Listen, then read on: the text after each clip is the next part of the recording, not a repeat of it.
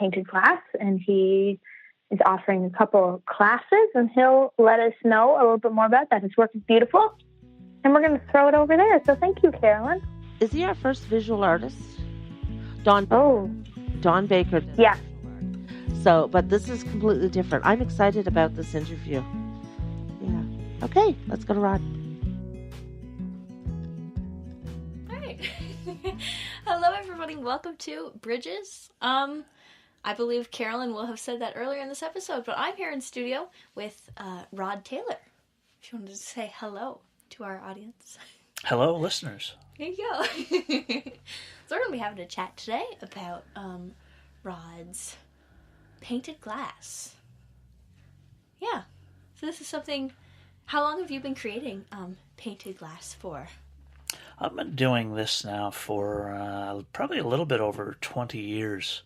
It all started after my sister Doris had brought in this kit and went over to her place one day, and she had her dining room window done in a stained glass pattern, and the background on me was already that I had already tinkered with traditional stained glass methods, and I'd always been fascinated by stained glass. Mm-hmm. So when I would go to a church service or a funeral or anything, while I was supposed to be listening, I would always be sizing up the glass through the sanctuary. See, instead of listening to the sermon, mm-hmm. you're there scoping out. Actually, I love real stained glass. Well, I mean, all stained glass. But, yeah, I didn't know that you were interested in that as well. You've tried.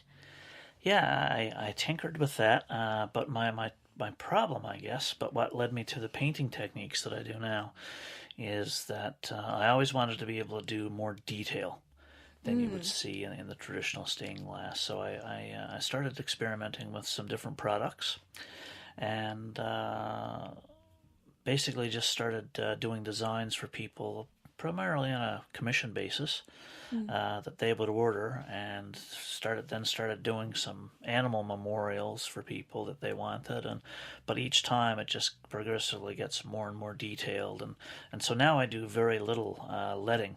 My techniques have developed enough, and I've even developed some of my own techniques now over the years, but it just enables me to do very fine lines and details. Mm-hmm. Yeah, I've seen some of your stuff where it's very, like your shading techniques are, yeah, I don't know. It's not, you don't see it in formal stained glass, I guess, with the leading, because that's something you can't do, because you're taking panels of glass, right, and soldering them together exactly, or like almost creating a puzzle, right? Yeah, you use solder and cane and traditional stained glass, and it's small pieces of glass that are fused together with the solder and cane.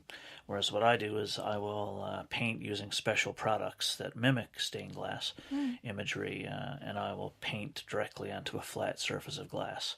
I can add leading effects in to give it that stained glass effect if people want, and that's how I had been doing it almost exclusively up till about 3 or 4 years ago. Okay. And then I gradually have stopped using lead entirely because I've just gotten good enough with the techniques, and you kind of go through levels of progression with any art, I guess. And, so I'm just at that stage now where I can take it to a little bit more of another level. Yeah, it's very distinctive too, what you've kind of created. When I see something by you, I can automatically recognize it. Well, thank you. Yeah. Well, I'm probably one of the only people around who's doing a lot of the techniques. That would contribute. Yeah. Yeah, and so it is kind of unique, and it does certainly stand out. I think, and it gets a lot of attention, a lot of favorable comments. Mm-hmm. Yeah. I think I was at Third Place Cafe last summer in Grand Falls, right? Mm-hmm. Yeah, and I saw some stuff on the wall. I went, I know him. Yeah. Yeah, they're a place that supports me very well, actually. Third Place in Grand Falls there, and Sweeney's Art Gallery in Grand Falls as well. They display a lot of my stuff. Yeah. They're a nice crowd there, so. Mm-hmm. Yeah. I was looking at the wrong page there. So we've seen some of your pieces come into the Citadel House. You have, is it 2 or 3 years in a row now you've donated for our auction? I guess it's probably been 3. I'm thinking, yeah. I think so. Including with a new piece that will be getting the band to sign up tonight for Waterfront Fire's performance. Yeah. So we're recording this one right before Waterfront Fire. So it's I can hear them tinkering away upstairs, which sounds pretty cool. Yeah, so what we're going to do there is I did up a little piece showing the Waterfront Fire symbol. And so I'm going to get the band members to sign that up on the back, and then that will go to the silent auction for Gideon's Helping Hands, Cool. which occurs here at Citadel House every December. Thank you to very help much. People at the Janeway. That's my pleasure. I love that you do that. Thank you so much. It's very kind. Yeah, and I got the Citadel House logo last year, which was... That's right, and Yeah. and I guess the first one that I did for you guys was just for people who have been here. They'd recognize one of the acoustic panels up in the performance area. Yeah. But the first time that I came here, I saw that and I said, I'm going to do a glass of that just cause. And so that is now displayed by the porch when you come in. Yeah, that one's on the very front window. I've never heard them described as acoustic panels, and I'll have to ask now if that was a method in the madness to it, because from what I understand, if you've been to the Citadel House you've seen the performance space, there's two big white paintings, I guess, behind, and they were created simply because the wall was, to my understanding, they were created because the wall is just so big and we kind of needed to break it up. But I wonder now if that was subconsciously being thought of as an acoustic panel. Maybe I'm mistaken and they're not acoustic panels at all, just nice decorations. They could be probably a combination of both, actually, if I know my father at all. There was some acoustic thought into that one.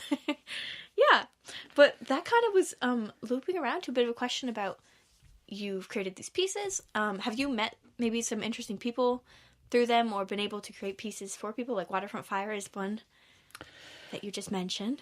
Yeah, well, over 20 years, I've certainly met with some people, and the thing that is really cool with a piece when you do one is when there's a story. So a lot of times I'll just sit down with somebody and have a chat, and as we're chatting, I'll just pick up on certain things, and the ideas just kind of pop into my head, and away we go. But pieces are now in the private collections of a couple of members of the Order of Canada. I've got pieces all over Canada. I've got pieces in different countries around the world. So, and it's really neat when somebody does get a piece, and then they email me a picture of it, with the desert in the background or something. It's just something really neat about that. Yeah, in its new home, kind of. Yeah, settled away in its new home. That's really special. So did they all kind of originate from conversations with people? Have you spoken to lots of people from the Order of Canada? I'm just really... Yeah, well, the first one was actually a gift, and it was commissioned for the person. It's common knowledge anyway, but the person was Gordon Pinsent. Okay. So that's proudly displayed in his home in Ottawa, and I got to actually present that to Gordon when he was here a couple of years ago in Grand Falls, Windsor. And Gordon has a very unique voice. Obviously, anybody it's one of those voices where when you hear it, you instantly recognize it.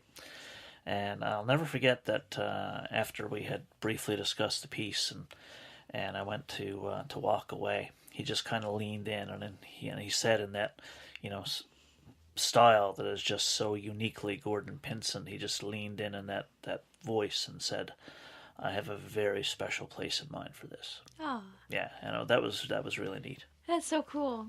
Yeah, that's really special. Yeah. This question came to mind a second ago when you were mentioning painting. You've been painting in this way for about 20 years, you said? Yeah. Have you been painting like more traditional methods, shall I say, like paint to paper? No, I used to draw a bit, and for some time back in my high school days and stuff, I had thoughts of becoming an architect, maybe.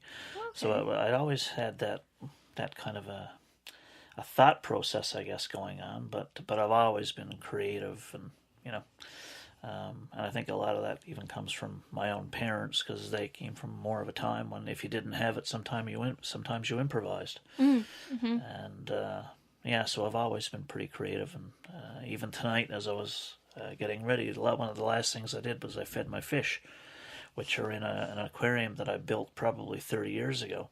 Wow. But I built it from pieces of glass, and it's unique because there's an aquarium within the aquarium. And I can actually shine light and stuff up through the bottom, and yeah, that's just really yeah. cool.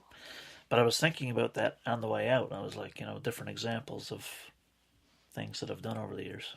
That's really interesting. I'd like to see that. Do you mean like, okay, an aquarium, as I understand, is basically a big box almost, right? Mm-hmm. That's waterproofed. Yeah. An aquarium inside an aquarium then would be a box inside of a bigger box. Yeah, so there's actually two different sections, so I could keep two different species of fish that normally don't get along, for example.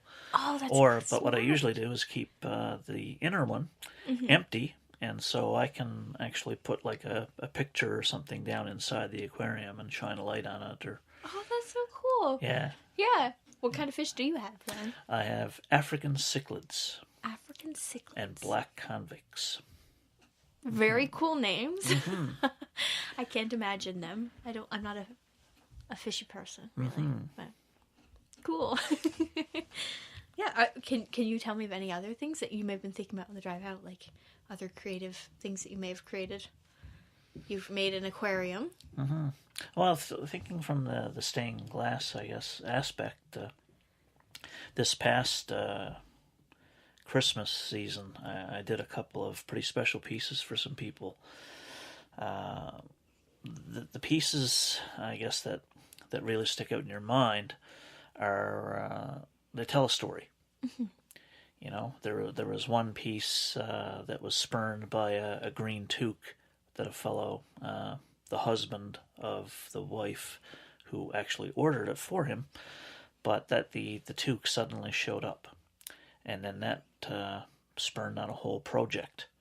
And the project became intertwined with the toque, which was being worn by him at a performance, because he used to play in a band.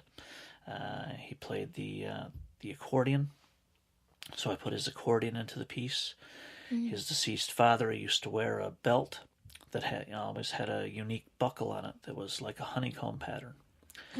And so we intertwined all those elements, and then a special touch was thought of by his wife at the end, which was the father's signature, because the piece was kind of a tribute to his dad. Okay. And so we actually put his signature into the piece that was taken off a letter that he had written many, many years before. Wow. So that was one really cool story, and when you see a piece that you can tell a story about like that and how it all leads together, it's pretty cool. Yeah, that sounds really nice, and yeah, a beautiful tribute. Yeah, I like that. Well, you've recently put off an introductory course to stained glass. Was it in Central? Yes, it took place in Grand Falls, Windsor, back at the end of January. How did that go? Really well. I'd been asked by many people for a long time now to try to put off a course. But the challenge is that the process that I do normally takes a minimum of 3 days, because you have to put down your leading, and then you have to let that cure. So after you put that down, which takes a lot of practice, you can't really do anything until 24 hours later. So that creates a problem for people who may want to, come in and do a course and have something. And that's what I always wanted, was for people to leave with something in their hands that they created. Yeah. So what made the course possible at the end of the day was I had done some research and located a product that I brought in. It's a self-adhesive leading material. And so I brought that in and did some experimentation with it, and said, yeah, this will enable us to do that. So the first introductory course went ahead with 20 participants, and they turned out some really nice pieces within only 3 or 4 hours. That's great. Yeah, and basically, I used to teach years ago. I was a consultant in the IT industry back around the year of the 2000 bug. And so I used to travel extensively all over North America. So I certainly taught a lot, but it was my first time teaching an art class back in January there. But my methods were always the same, and it was very much no